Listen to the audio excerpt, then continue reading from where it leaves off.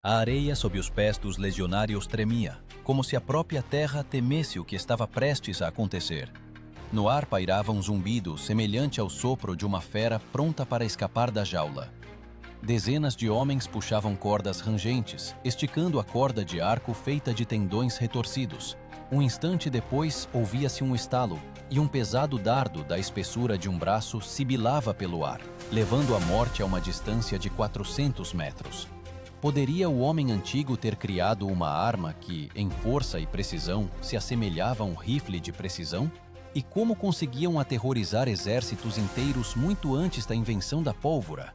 A resposta a esta pergunta está escondida nas invenções que mudaram o próprio conceito de guerra: o escorpião e a balista. Mas como exatamente eles se tornaram símbolos do gênio romano? Esta é uma história não apenas sobre máquinas, mas sobre pessoas para quem a precisão era mais importante que o medo.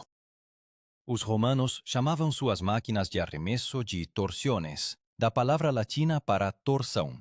Sua força não nascia do peso, mas de feixes de tendões esticados, torcidos ao limite, como os nervos de um soldado antes da batalha. Foi este coração mecânico que permitiu ao escorpião lançar flechas com tal velocidade que, segundo o historiador Vegésio, elas atravessavam escudo e armadura. Arqueólogos encontraram no local da Batalha de Numância os restos de uma dessas máquinas, pontas de ferro de dardos e buchas de bronze, carbonizadas pelo calor do cerco. Cada fragmento lembrava que os romanos construíam seu poder não pela quantidade, mas pela habilidade. O escorpião não era apenas uma máquina de arremesso, era a vontade concentrada dos engenheiros de Roma. Sua corda de arco de tendões de boi, seca e vibrante, soava antes do disparo como um grito abafado, curto, mas um presságio de morte. O leito de madeira, revestido de bronze, era frio e liso, como a pele de uma serpente pronta para atacar. Quando o centurião dava a ordem de atirar, o som do metal contra o ar era semelhante a um trovão num dia claro, súbito, cortante, impossível de esquecer.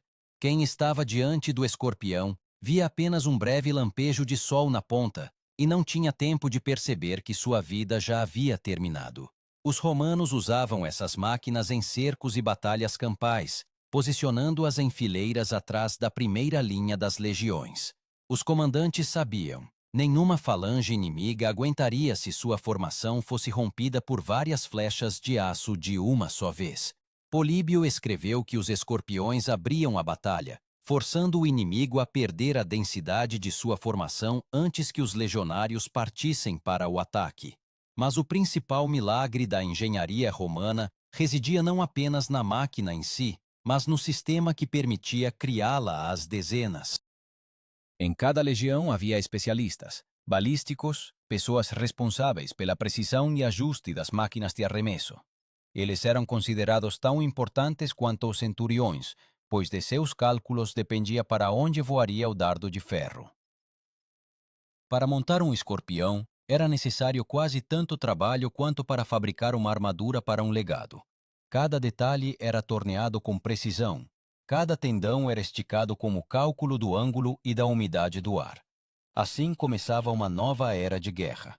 Uma época em que os romanos, pela primeira vez, tornaram a morte matematicamente precisa. E, no entanto, nesse silêncio entre os disparos, entre as cordas esticadas e o cheiro de resina, escondia-se algo mais do que um simples cálculo de engenharia. Era um sentimento de poder sobre os elementos. O momento em que o homem, pela primeira vez, percebeu que podia enviar a morte mais longe do que seus olhos podiam ver. Foi exatamente esse momento que fez de Roma o que ela se tornou. E em breve, quando o escorpião ceder seu lugar à sua irmã mais poderosa, a balista, a guerra se transformará em uma arte, onde pedras e ferro decidirão os destinos de impérios. Quando as legiões romanas iniciavam a preparação para um cerco, tudo se transformava em um ritual meticulosamente orquestrado. A terra tremia, não com o pisar dos soldados, mas com os golpes dos martelos dos ferreiros. Ali, na periferia do acampamento, nasciam armas capazes de esmagar cidades. A balista, irmã mais velha do escorpião, Era a personificação da loucura da engenharia de Roma. Seus enormes braços de freixo e bronze eram tensionados com a ajuda de guinchos, e as cordas de arco, feitas de tendões retorcidos de touros e cavalos, exigiam umedecimento constante para não ressecarem sob o sol. Um único disparo custava horas de trabalho de dezenas de homens, mas o preço era justificado, pois a balista podia arremessar uma pedra pesando dezenas de quilos a uma distância de mais de 400 metros. Os romanos chamavam esses mestres de tormentari, Especialistas em máquinas de tensão. Eles eram engenheiros, matemáticos e artesãos ao mesmo tempo. Seus conhecimentos eram transmitidos de geração em geração e guardados como um segredo. O legado confiava neles mais do que até em seus centuriões, pois um erro de um tormentários poderia custar a vitória. Para um disparo preciso, eles usavam miras de madeira com graduações, calculando o ângulo de inclinação, a força do vento, a densidade do ar. Isso não era apenas um cálculo, era um ritual de precisão. E quando a enorme corda de arco soltava sua pedra, ela voava não por acaso, mas estritamente por uma trajetória calculada, como se submetida à vontade dos deuses. Segundo Lívio, durante o cerco de Anfípolis, as balistas demoliam as muralhas como se fossem atingidas pelos martelos dos titãs. Contemporâneos diziam que o som de seus disparos era audível a muitas milhas, e ele incutia terror mesmo naqueles que não viam o impacto em si. A pedra, lançada de uma balista, não apenas quebrava a alvenaria, ela quebrava a moral do inimigo. A imaginação pintava este momento. Soldados inimigos nas muralhas viam um círculo escuro a aproximar-se, como o seu próprio destino. O impacto, o estalo da pedra, o grito, a poeira que assentava nos elmos e novamente o silêncio, preenchido pelo medo. A balista não agia sozinha. Cada disparo era acompanhado pelo ritmo de comandos, o rufar de um tambor, o tilintar de correntes. Na linha de frente eram construídos escorpiões, leves e rápidos, atingindo a força viva. Atrás, balistas pesadas, destinadas à destruição de fortificações. A tática de sua aplicação lembrava um disparo de artilharia moderno. Primeiro o tiro de ajuste, depois o fogo em áreas. Historiadores observam que César, na Guerra Gálica, utilizava balistas para suprimir a falange inimiga antes do assalto. Elas não apenas abriam caminho, elas quebravam a vontade de resistir. O termo catapulta designava então uma classe geral de máquinas de arremesso, mas os romanos as distinguiam claramente. O escorpião para flechas, a balista para pedras. Essa diferença era como entre um atirador e um mestre de cerco. A balista possuía alavancas rotativas, instaladas numa estrutura rígida. Elas eram torcidas com a ajuda de cordas de tendões, acumulando energia como uma mola. Ao disparar, as alavancas desenrolavam-se, lançando o projétil com uma velocidade inimaginável. Reconstruções modernas mostram. A força do impacto atingia um nível tal que até portões de ferro eram perfurados após vários acertos. A logística dessas máquinas era não menos impressionante. Para transportar uma balista para o local da batalha, eram necessários até 40 mulos e dezenas de soldados. O peso de alguns exemplares chegava a 3 toneladas. Além disso, cada peça era marcada com a insígnia da legião, para que nada se confundisse durante a desmontagem e o transporte. Em achados arqueológicos sob Cartago, foram descobertas buchas de bronze com o selo Leg X, da 10ª Legião de César. Isso prova que as máquinas eram padronizadas, como armas de produção em massa. Durante a marcha, os elementos da balista eram transportados em carroças, e a montagem levava de 3 a 6 horas. Cada guerreiro sabia a sua tarefa. Quem fixava os suportes, quem esticava os tendões, quem verificava a corda de arco. O centurião comandava este processo com a precisão de um general, pois a demora significava o risco de serem apanhados de surpresa. Mesmo a simples tensão de uma corda era uma questão de cálculo. Umidade, temperatura, direção do vento, tudo tinha importância. Os romanos tratavam suas máquinas como seres vivos, que exigiam cuidado e disciplina.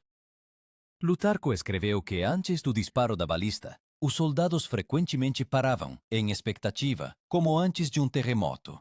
O silêncio tenso, o cheiro de óleo quente e resina, o raro grito de comando, e então um rugido que era impossível confundir com qualquer outra coisa no mundo.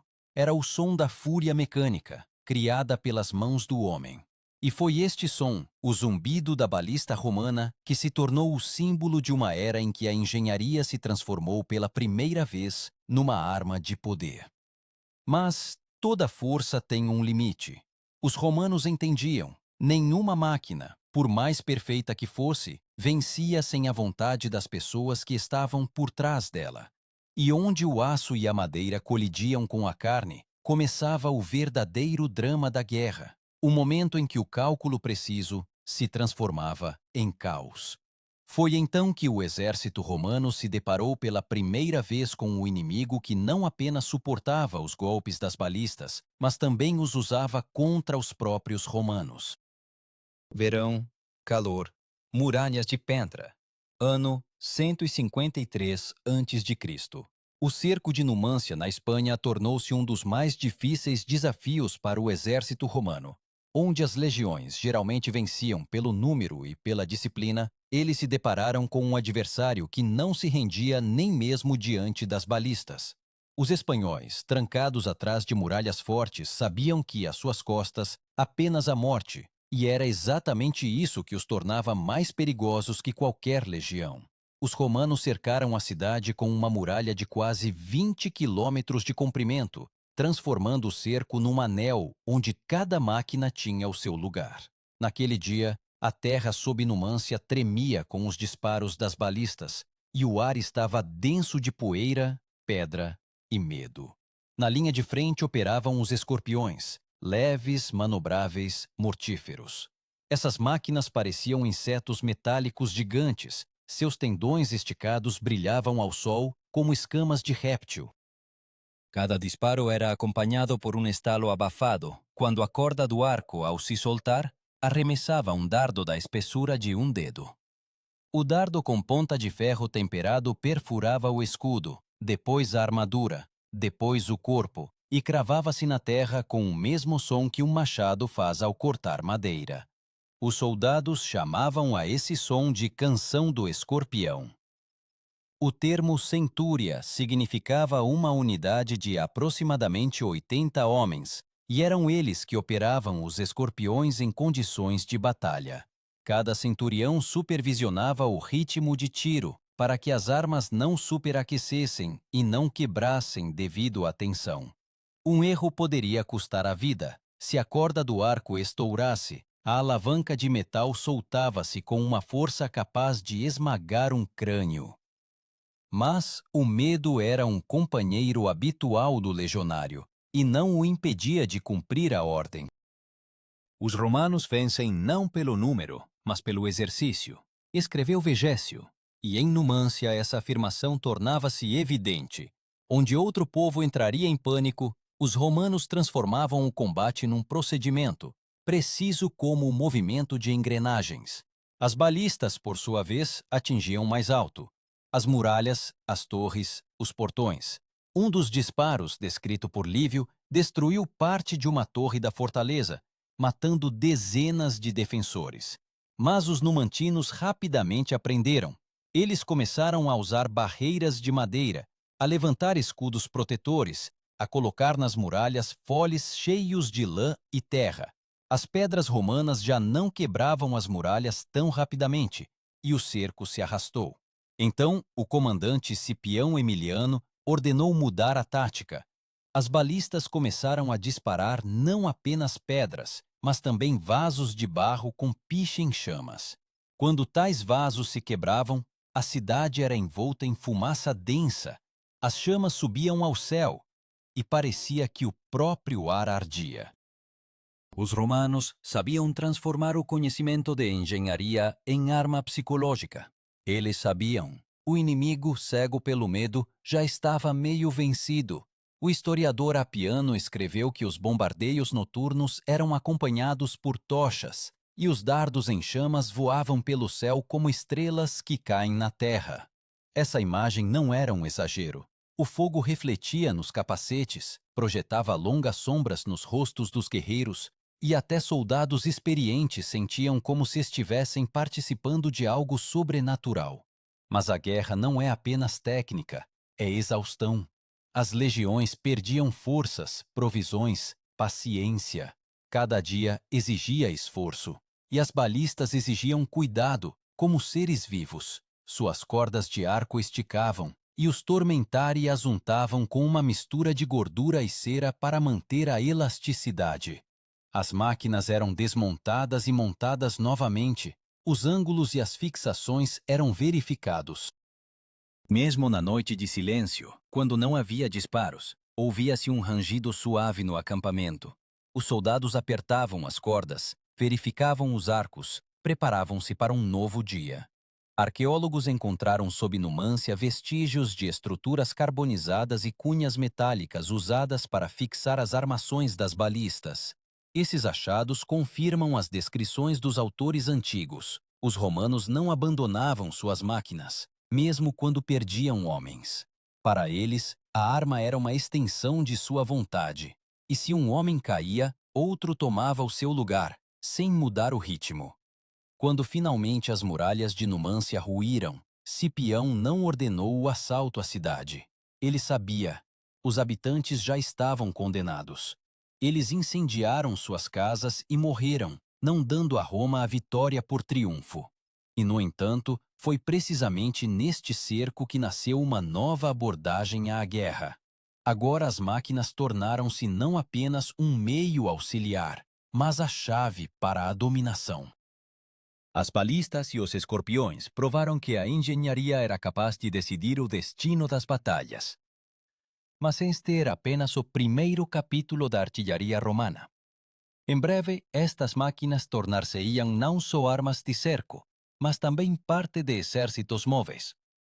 Roma aprendeu a levar a morte consigo, transformando cada campo numa fortaleza.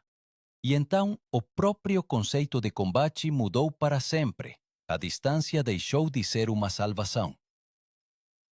Corria o primeiro século antes de Cristo. Roma expandia as suas fronteiras e a cada nova campanha as legiões tornavam-se não apenas um exército, mas uma máquina de guerra em movimento. Agora, as balistas e os escorpiões acompanhavam as tropas não só em cercos, mas também em batalhas campais. Já não eram completamente desmontados. Os engenheiros conceberam estruturas mais leves sobre reparos com rodas. Estas máquinas de artilharia móveis podiam seguir a coluna e ser desdobradas em questão de minutos. Políbio escreveu que uma legião equipada com tais máquinas desferia o golpe antes que o inimigo conseguisse aproximar-se. Assim nasceu a primeira artilharia móvel do mundo. Então, um dos mais geniais generais, Caio Júlio César, entra em cena. Nas suas Comentários sobre a Guerra Gálica, ele menciona os escorpiões e as balistas como um fator decisivo para a vitória na Batalha de Alésia. Lá, onde os romanos enfrentaram dezenas de milhares de gauleses sob o comando de Vercingetorix, foi precisamente a precisão das máquinas que permitiu manter a defesa. Quando os gauleses avançaram para assaltar as fortificações, os escorpiões abriram fogo sobre as encostas, e as balistas destruíram as torres de cerco. César escreveu que nenhum guerreiro podia abrigar-se das flechas e pedras que caíam do céu. Isso não era uma metáfora. Era uma tempestade mecânica, orquestrada por mãos humanas. Nesse momento, a palavra balista começou a soar como um símbolo de disciplina e cálculo. Ao contrário dos exércitos caóticos dos bárbaros, os romanos agiam como um organismo único. Cada centurião conhecia sua seção. Cada tormentários, sua mira. Antes do disparo, quando toda a máquina estava esticada ao limite, o comandante pronunciava uma única palavra curta: emite, lança. E centenas de libras de energia tensionada eram liberadas instantaneamente, enviando a morte em linha reta, como se o próprio Júpiter tivesse lançado um raio. O termo legatus designava o comandante de uma legião, um representante do próprio Senado. O legado não era apenas um general, mas também um administrador, responsável pela organização do acampamento e do abastecimento. Foi sob sua supervisão que operavam os engenheiros, ferreiros, carpinteiros e atiradores. Os romanos transformavam cada acampamento temporário em uma verdadeira fortaleza. Muralhas de terra, fossos, torres de madeira e, entre eles, fileiras de escorpiões, apontados para fora. O acampamento respirava como um ser vivo. Cada um de seus elementos tinha uma função, e as balistas eram seus músculos. O historiador Goldsworthy observou que a particularidade do exército romano residia na capacidade de sistematizar qualquer arma. As máquinas eram montadas de acordo com projetos padrão. Seu calibre e dimensões eram ajustados para projéteis unificados. Mesmo os dardos tinham um comprimento e peso estritamente definidos para não afetar a balística. Escavações arqueológicas em Mogúncia e Carnunto revelaram pontas de flechas de ferro encontradas, idênticas em forma, o que confirma, já naquela época, Roma introduziu a padronização factual de munições. Durante a campanha de César através do Reno, seus engenheiros construíram uma ponte em 10 dias. E foi dessa ponte, segundo a descrição de Plutarco, que os romanos dispararam escorpiões contra os germanos para manter a distância. Este momento tornou-se um símbolo de uma nova era.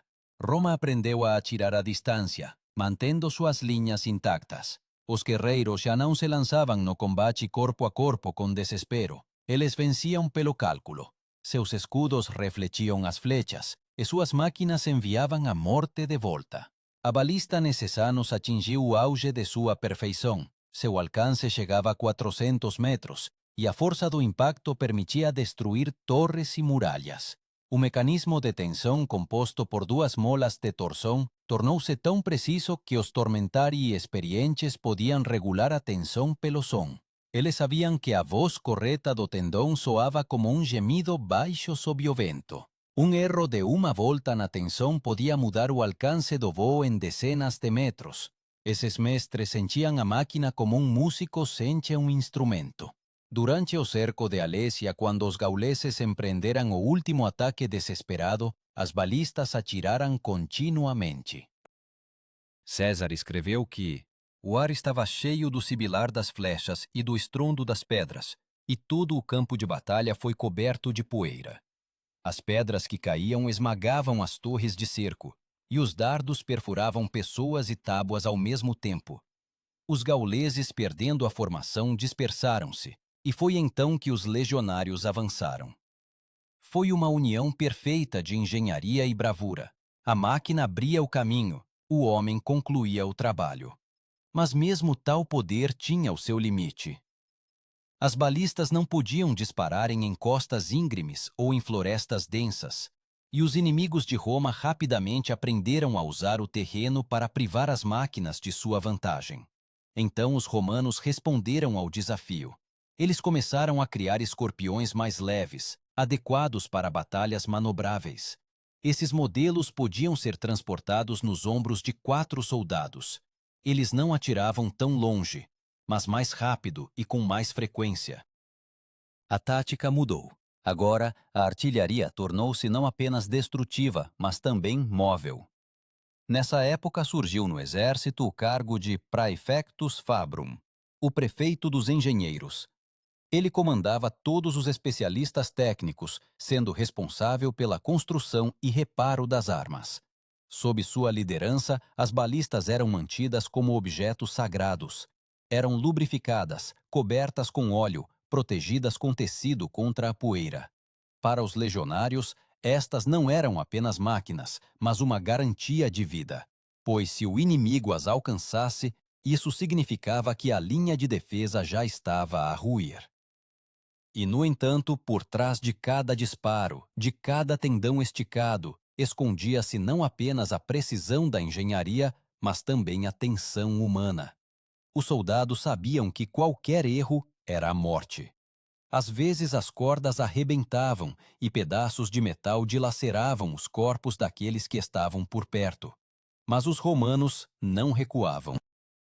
Eles acreditavam: se mesmo a máquina pode ser inconstante, o homem deve ser firme. Essa crença tornou-se aquilo que transformou a arma mecânica em símbolo do poder romano.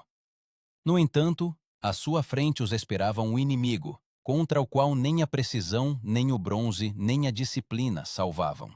Os exércitos orientais trouxeram para o campo de batalha novos tipos de máquinas, novas formas de destruição. E Roma sentiu pela primeira vez que as suas próprias criações podiam voltar-se contra ela. O segundo século da nossa era, o império no auge do poder. As legiões estendem-se da Britânia à Síria, do Reno ao Eufrates. Mas, juntamente com o crescimento dos territórios, crescem também os desafios. Os exércitos orientais, partos, armênios, persas, começam a usar as suas próprias máquinas de arremesso. Roma depara-se pela primeira vez com o reflexo de si mesma. As batalhas agora são travadas não apenas por homens, mas também por mecanismos. E quando sobre o deserto ressoa o estrondo de um escorpião, o seu eco responde do outro lado. É o inimigo a disparar de uma balista romana capturada. Nesse momento, a história completa um ciclo. A engenharia romana torna-se uma arma contra Roma. O campo de batalha muda. Os guerreiros já não veem o inimigo face a face.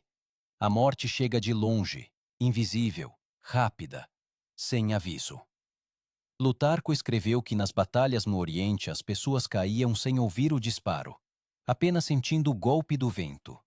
Isso não era um exagero. O dardo do escorpião voava a uma velocidade de até 150 metros por segundo. Visualmente, era quase impossível notá-lo. Um instante, e a ponta de bronze perfurava a armadura, como se o homem fosse feito de cera.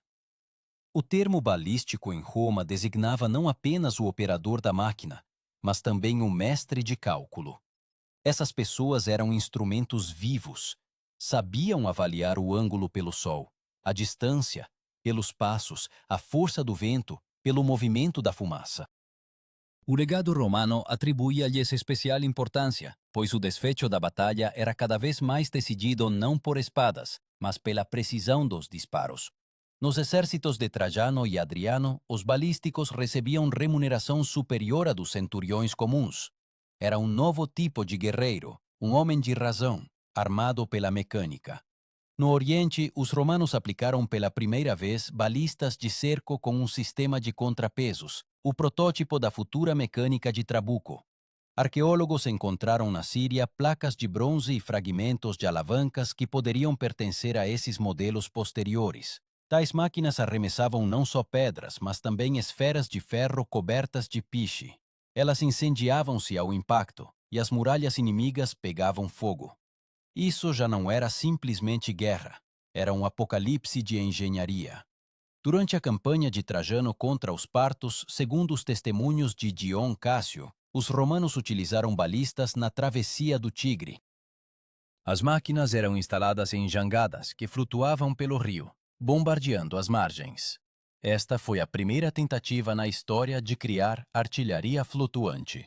Sob o sol escaldante, no ruído da água e no guincho das cordas, os soldados romanos viam as suas próprias invenções transformarem-se numa fúria dos elementos. Água, fogo, metal, tudo se unia num só golpe. Mas os inimigos aprenderam rapidamente. Os persas fortificavam as muralhas com torres de tijolo de adobe, que amorteciam o impacto da pedra. Começaram a usar escudos de madeira revestidos com peles cruas, e até construíam muralhas duplas com um espaço para suavizar o impacto. Em resposta, os romanos aumentaram o calibre das máquinas, alongaram as alavancas, intensificaram a tensão. As balistas tornavam-se cada vez maiores e mais pesadas, exigindo dezenas de homens para operá-las. Cada disparo transformava-se em um pequeno espetáculo. Comandos, sinais, o ranger dos blocos e depois a descarga, como se o próprio céu desabasse sobre a terra. O historiador Sayer escreveu que a essa altura as balistas não eram apenas uma arma, mas um símbolo do estatuto do exército. Eram adornadas com os emblemas das legiões, águias de bronze, inscrições, SPQR, o Senado e o povo de Roma. Havia nisso orgulho, quase uma reverência religiosa. Os legionários acreditavam que cada máquina carregava a vontade do império. Quando ela disparava, o próprio Roma disparava. Mas foi precisamente essa confiança que lhes pregou uma peça. Durante a revolta na Judéia, descrita por Flávio Josefo, os defensores de Jerusalém capturaram vários escorpiões romanos e os usaram contra os sitiantes. Isso foi um choque. Pela primeira vez, os romanos estavam sob o fogo de suas próprias armas. Os projéteis atingiam seus acampamentos, derrubavam torres e traziam a mesma morte que eles infligiam aos outros. César, que outrora se orgulhava de suas balistas, teria se transformado em um fantasma, observando o império atirar contra si mesmo. Então surgiram novas medidas de segurança. Cada legião agora tinha guarda para as posições de artilharia, e os tormentarii eram obrigados a destruir as máquinas se houvesse perigo de sua captura. As balistas já não eram deixadas sem vigilância, nem mesmo à noite. Eram cobertas com lona, patrulhas guardavam os depósitos de munições. A técnica romana tornava-se cada vez mais perfeita, mas ao mesmo tempo mais vulnerável. E, no entanto, apesar disso, as balistas permaneciam o coração do poder romano. Elas participaram de cada grande campanha, no cerco de Dura Europos, na defesa de Antioquia, na invasão da Britânia. À sua sombra, a vida de toda uma geração de soldados passava, acostumados ao cheiro de cera queimada e ao som da tensão dos tendões. E se nas guerras antigas o herói empunhava uma espada, agora o herói empunhava a chave da balista, uma alavanca que desencadeava a ira do império. Mas nada é eterno, nem mesmo o poder do metal. No final do século III, novos povos, bárbaros do norte, trouxeram outros métodos de combate. A sua avalanche não conhecia o medo das máquinas, porque atacavam rapidamente, de surpresa, sem formações. Contra a sua impetuosidade, as balistas volumosas pareciam gigantes presos no passado. E então Roma começou a entender. A arte da guerra deveria mudar. Caso contrário, suas próprias invenções se tornariam um símbolo, não de força, mas de declínio. O império tremia sob o ataque das tribos godas. As balistas ainda retumbavam nas muralhas, mas a sua voz já soava cansada. As máquinas, outrora a personificação da razão e da força, agora disparavam no vazio. O inimigo desaparecia antes que a pedra atingisse o alvo. Os engenheiros consertavam as cordas arrebentadas. Os legados apelavam à disciplina. Mas o tempo por si só enfraquecia as cordas dos arcos. A balista, filha da lógica, perecia juntamente com a ordem que a gerou.